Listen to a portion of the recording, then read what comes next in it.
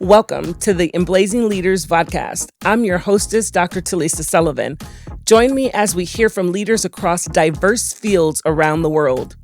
So welcome, Emblazing Leaders. We are here with Dr. Randi Lindsey and Dr. Delores Lindsey, and I'm going to give them an opportunity to introduce themselves, and we're going to have a few questions and probably a lot of answers about some things. And so, Randi, can you introduce yourself to our audience, please? Sure. I'm a former history teacher. I started my career in Illinois, teaching history in junior high school and high school, and then moved to the Central Valley of California. From there, went into administration, was invited to a one-year experience in 1971 to co-lead a desegregation effort in Kankakee, Illinois, a decision that changed my career forever. From there to suburban Cincinnati to do some work with Ray Terrell and desegregation there, and then on to Georgia State University to work on my PhD, and spent most of my career in higher education, working around issues of equity and diversity and inclusion. Wow, thank you. I always love hearing your stories about the desegregation. So thank you. There's a lot of them. Oh, we're gonna have that episode good. only for that topic too. So thank you for joining us. And we also have the beautiful Delores Lindsey, Dr. Delores Lindsey. Thank you so much. Thank you, Randi. I grew up in the Deep South. My first years of teaching in Baton Rouge, Louisiana, right at the time of court-ordered, most of it was court-ordered, Yes. wasn't it, desegregation. Nationwide. About 12 or 15 years in Louisiana as a teacher, really wanting to be an administrator early on. I got my master's degree at Southern University, a historically Black college university. That was a life-changing experience for me. And from there, I knew that I really wanted to do equity work. I didn't call it deseg work then because we only knew that term related to court-ordered work.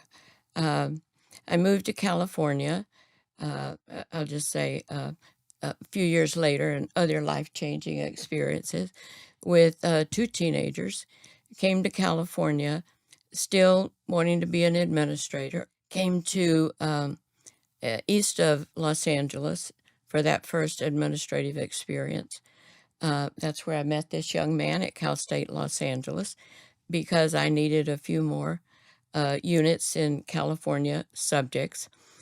He was my advisor, not my professor, but my advisor. I'm laughing over here. He's very good at it too.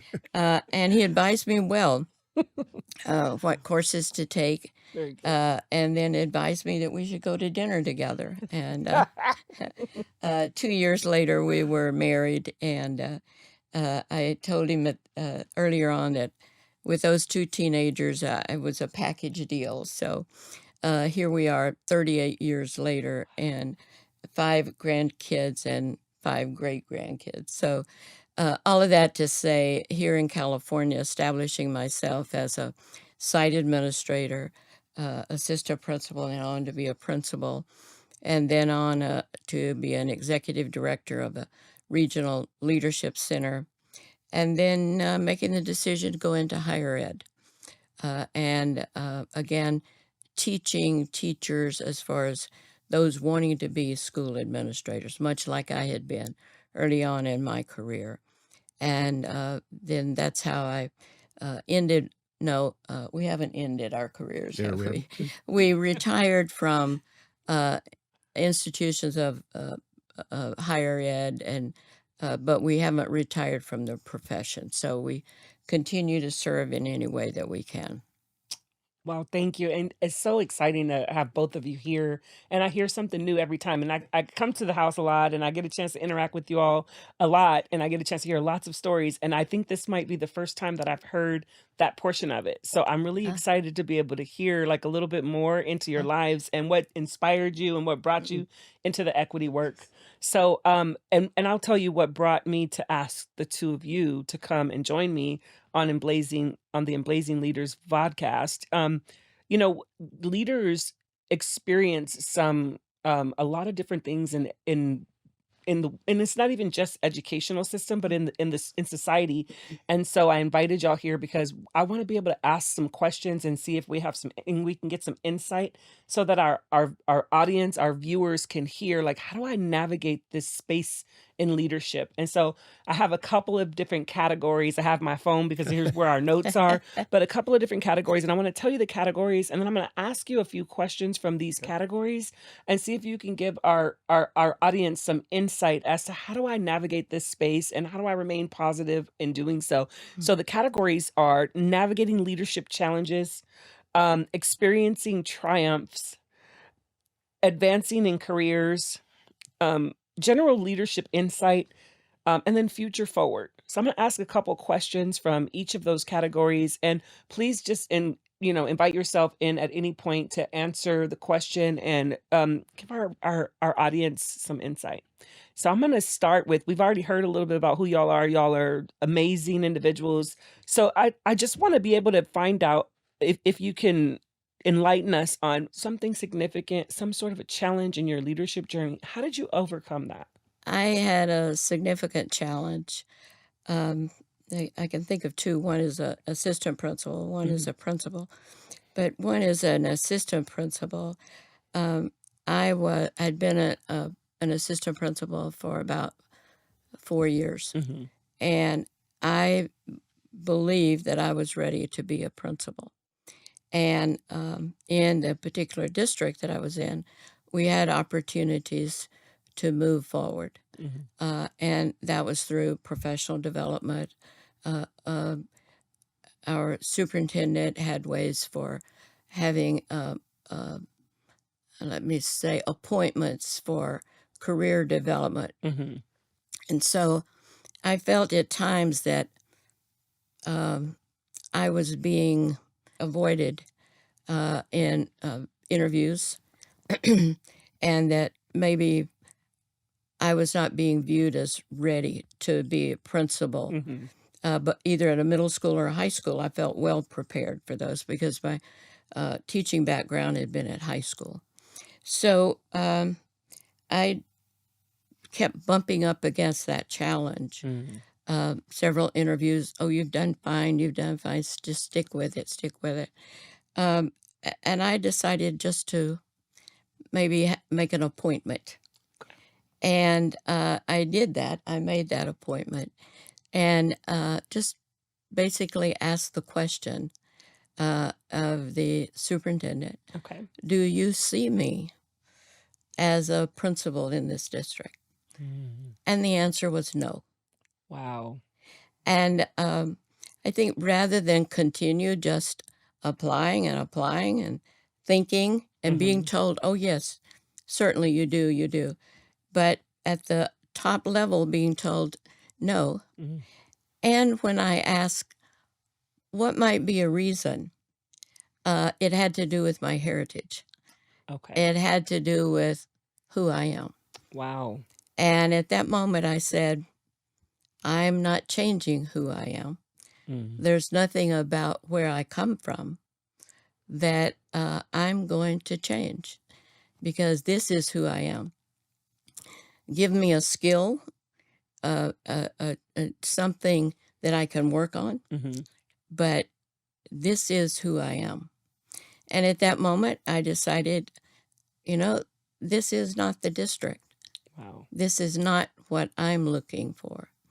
Now, I will say, and to those folks who can't move on Mhm. because of seniority, I would encourage you just to think about that. Is the seniority worth giving up who you are? Wow. And so I went on and became a successful principal in another district. And so that's one challenge. I'll come back to the other one. I want to touch on that, and then we're going to hear from Randi. I want to touch on that because I want our audience to hear that you said you made an appointment to ask the question. So a lot of times we don't often know that that's what we should do. So if our audience can listen to this profound insight, like, go ahead and make an appointment with the superintendent, with someone that's in charge. And then the other thing that you said is that the answer was no, and you asked why. So ask why if the answer is no. And then the last thing that you said was, well, then I had to move on because I'm not going to change who I am and my values and who I am as a person in order to meet a mold or a shape or anything. So that is really profound, insightful information. So thank you for that. Randy. Yeah, I was trying to think which one. I had spent about 17 years at the Cal State Los Angeles campus, and I loved my position there. But I'd gotten to a point where I really wanted to see if there was something else that I could be doing in education that would sort of test my leadership and take the work that I had been doing with Ray Terrell and them at Cal State Los Angeles.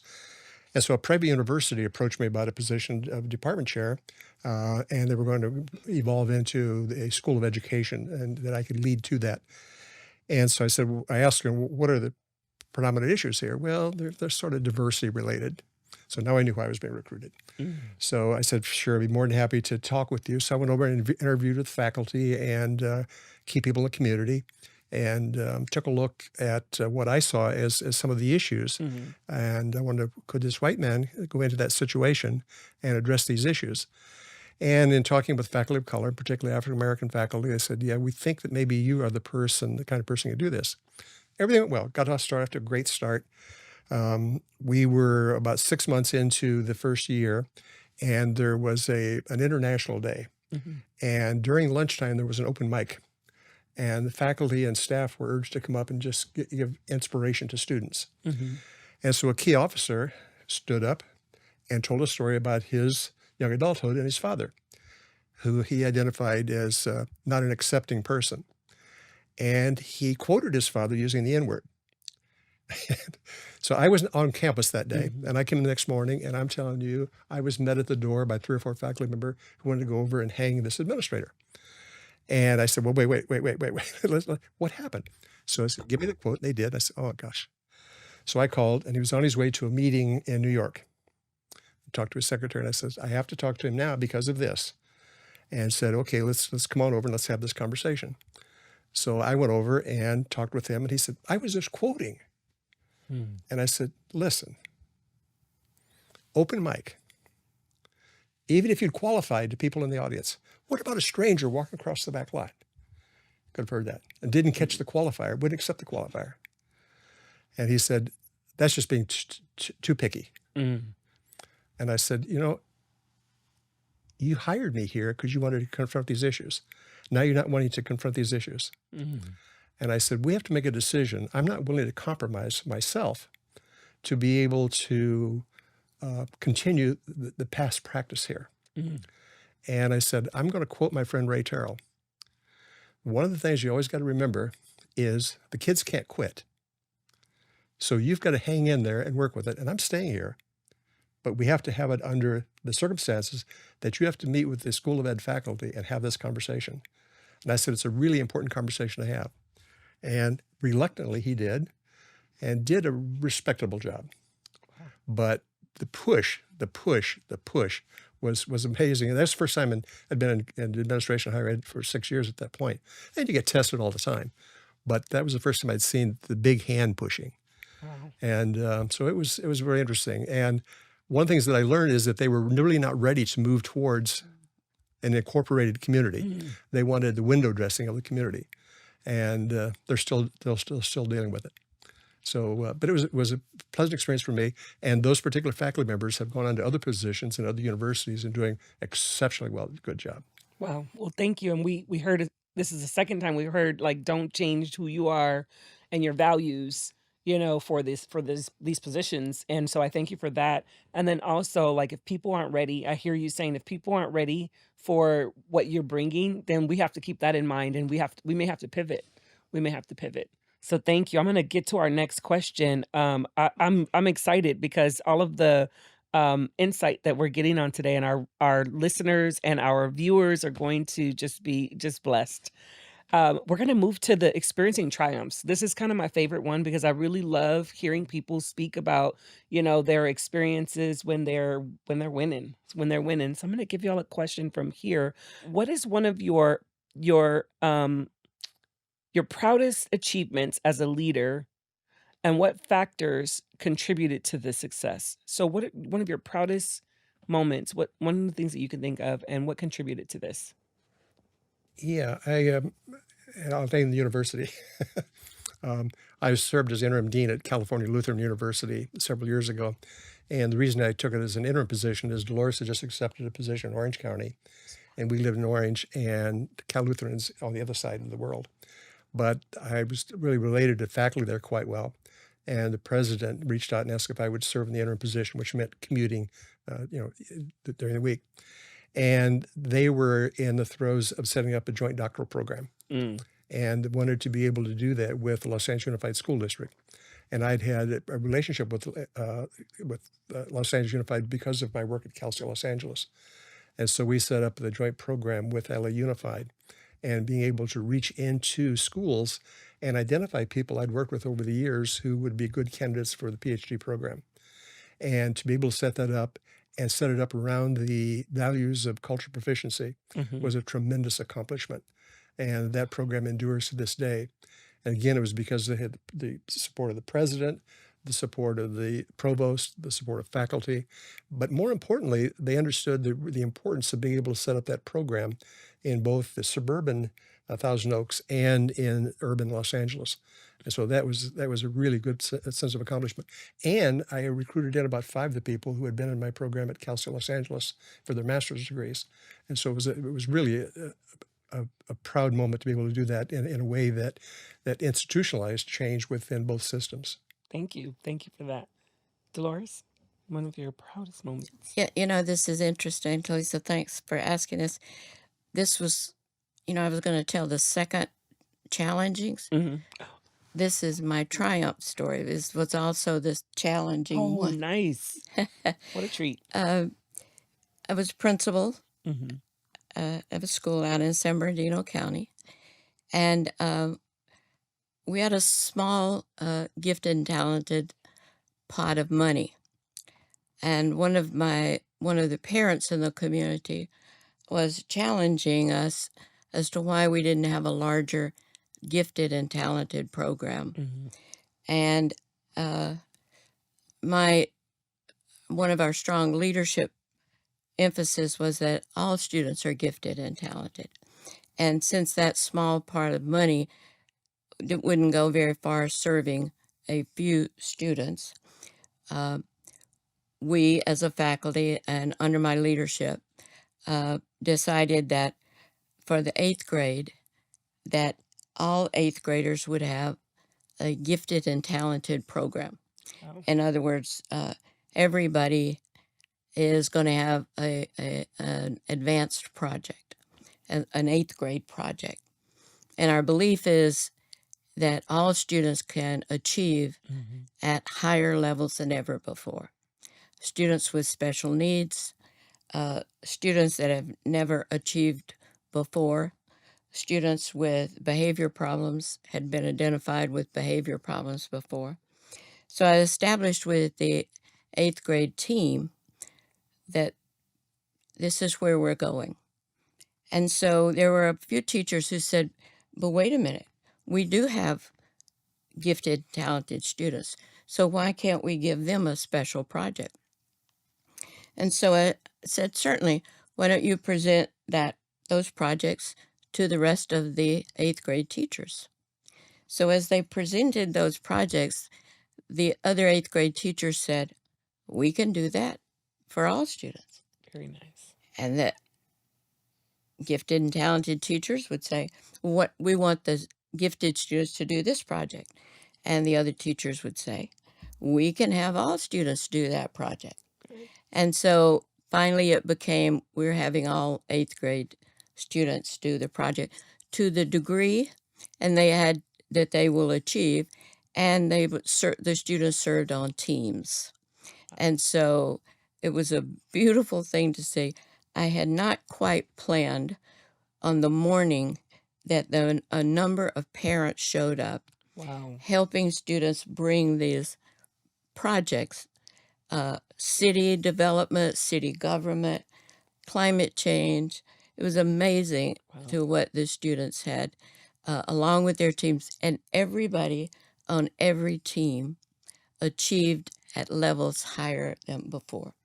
All those students I named, including the most gifted the highest gifted, and the students with disabilities all were productive. I think that morning, as I stood there on campus and watched all those students bringing in those projects, and all 8th grade teachers standing proudly with those students, I knew that that was one of the moments that I was challenged quite appropriately, and that with the efforts of the whole 8th grade team, one of my proudest moments. That's beautiful. I love hearing that because one of the things that I actually took from that myself, and I'm hoping that our audience got something too, is that all students can and will. We have to have instructors, teachers that are supporting us and offering us that opportunity. So thank you for sharing that. That is a huge, huge proud moment, and it's brilliant. Well, the So biggest step was seeing in the teachers their own belief system develop and grow. A belief in, I can see now this student can do this work. And sharing that message then with 6th grade teachers and 7th grade teachers, that ideal would grow throughout the school. And yeah, at home beautiful. those evenings, hearing Delores talk about the after conversations with teachers who didn't think it could happen and saw now that they learned something. Yeah, That was powerful. that is powerful. Wow, that is a proud moment. Oh, I appreciate hearing that. I'm going to move on to advancing in careers, and I'm going to ask you all a question from advancing in careers. Just how have you leveraged networking and professional relationships to create opportunities for career growth? How have you done that, like in the past? And I know that you're both. You mentioned that you're retired right now, but I still see y'all everywhere. So how have you leveraged that? So that's what we do now. Yeah. Yeah. As a matter of fact, I'm working with 2 colleagues right now on mentoring, a book on mentoring. Leading While Female is our title, but it's mentoring while we're leading while female. But that's our career level right now, is mentoring administrators, mentoring teachers into the profession. And we're not counseling anymore, Okay.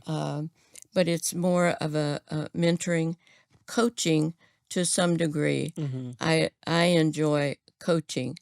I come from a background of cognitive coaching and combining cognitive coaching and cultural proficiency.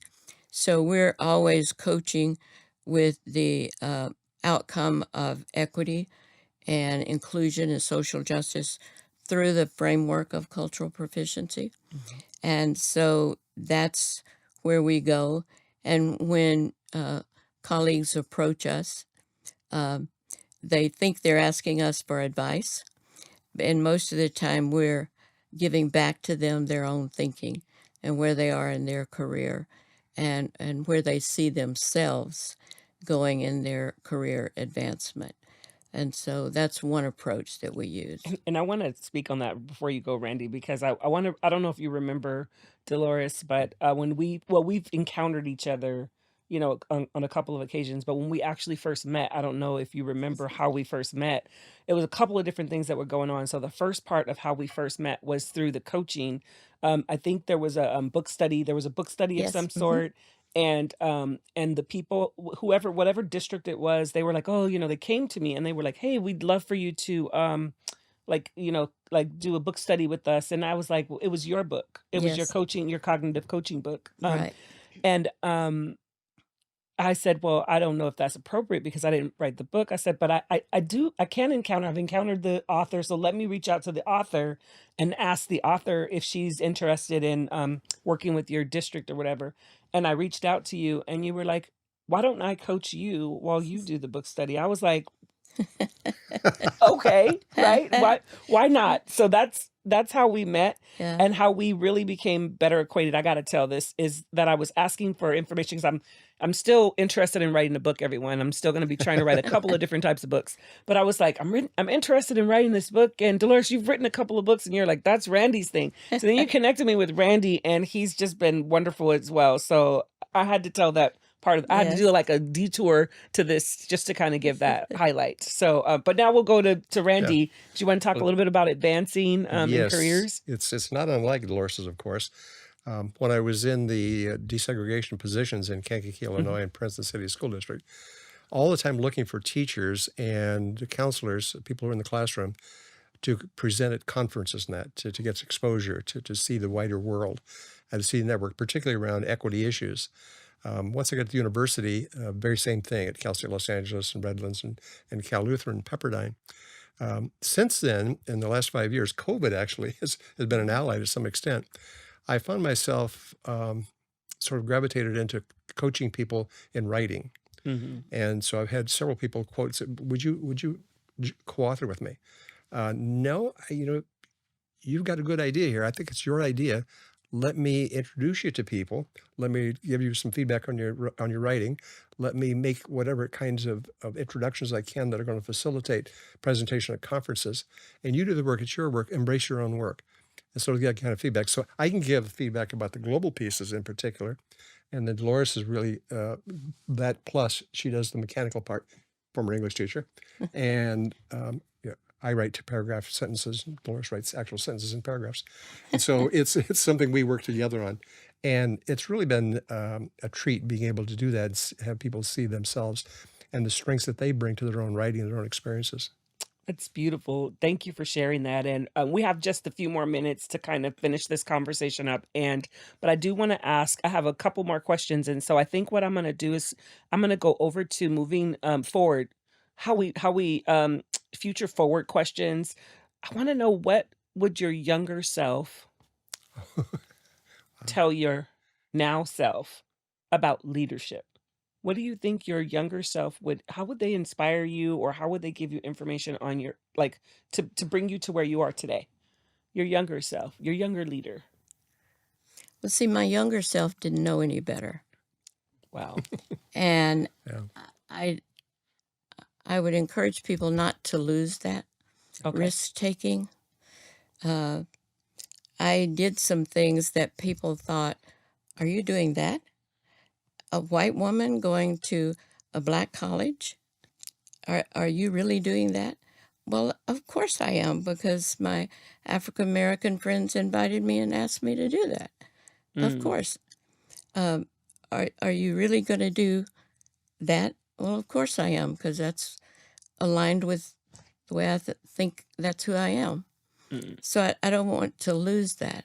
okay. So, yeah, and my younger self um, appreciated and respected my mother and dad, the values that they held toward Hmm. education. Okay. They worked very, I'll do this without a tear.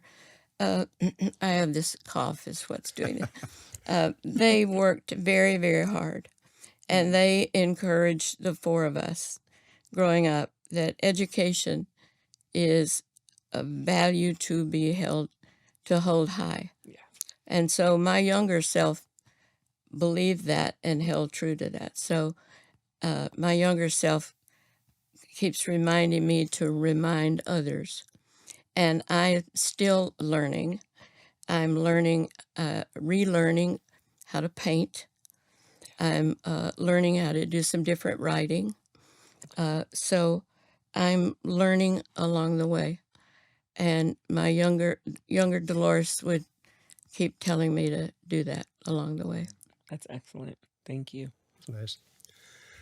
That's a great question. I love the question. I could probably be up all night just continue thinking about it. When you mention parents, I think about my father, Hmm. Herman Lindsey, eighth grade education, born in 1917, which meant he was a teenager during the Depression Hmm. and never went beyond eighth grade. I have a PhD now, and he was better read than I am now. Wow. He was a self learner, and he was real convinced that the structures in our society were artificial. Mm, And we grew up in a neighborhood that was about one third black, two thirds white, and the divisions were real easy to see. And so I had one parent that was very, very racist and one who was not very racist. And dad always said, Randy, make sure that you understand people are people. And these are, he wouldn't use these terms, but these are artificial constructs. mm, And so when I proceeded through my career, he was always there saying, thank you, thank you. You're doing the things that I didn't know how to do them, but the things that my generation couldn't do. And so I thank my dad a lot, for the wisdom of being able to see that that the inequities are intentionally structured into the system, and then we have to intentionally unstructure them, and that's a very deliberate process. So I thank Herman Lindsey for that probably every day of my life. Well, I want to say thank you, and what a treat! What a treat for our audience! What a treat for me to always encounter y'all. Y'all know I come to the house just to Yes, listen, we and learned. to engage with you both. And I want to say how much I appreciate you taking the time out today, and giving our viewers and our listeners some food for thought.